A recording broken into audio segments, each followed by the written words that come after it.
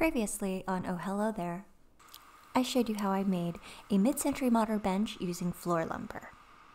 And this week, I'm going to show you how I made this battery caddy using only scrap materials. I ran out of floor space, but I have a ton of wall space, so I wanted to utilize that. I took leftover scrap materials from when I made the walls, grabbed my tools and some masking tape, and kind of laid out a plan of how I wanted it to look like. I'm totally not a math person, I'm a visual person. So this way, laying it all out helped me see what I needed, and then from there I was able to take down the dimensions based off the picture. From there it was just cutting the pieces to size based on the dimensions that I wrote down on my little notebook.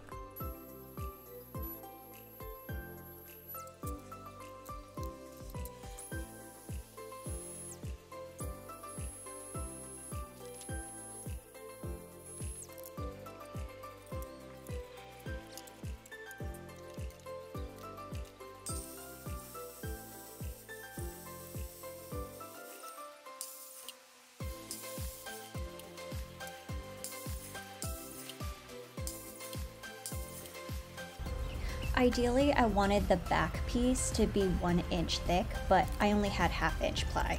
So I just cut them, doubled it, and then I glued it together.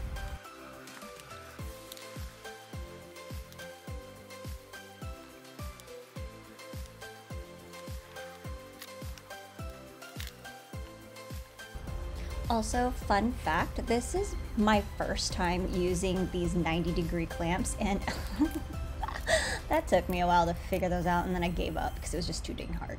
Then I cut a dado in so that I could have a little pathway, I guess, a channel for my cord. I'll show you later. Seriously, I struggled so hard with that thing. I did not like it. I'm better now, FYI. Now I'm just lining everything up and then figuring out where I need to glue the little separators for the tools.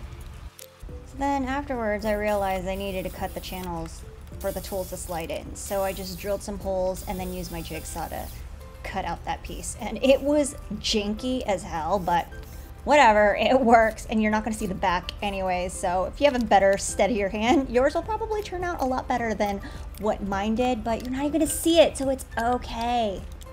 Now it's time to dry fit everything to make sure everything is where I want it to be. And then lo and behold, I also forgot to show you how I nailed everything together, so I'm sorry.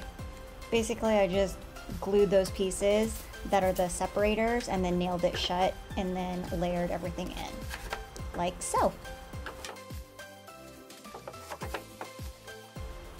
And now it's just a matter of putting in the tools.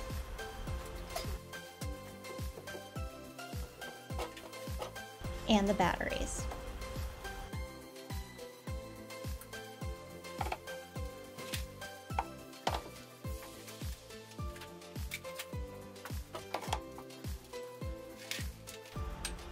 And the chargers.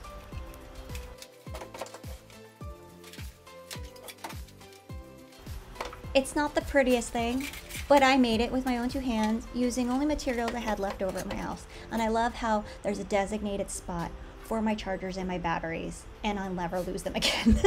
Thanks again for watching, and don't forget to click subscribe, and I hope to see you next time on the random things that I make that I need for my house. All right, bye. I totally threw a peace sign like you guys saw that.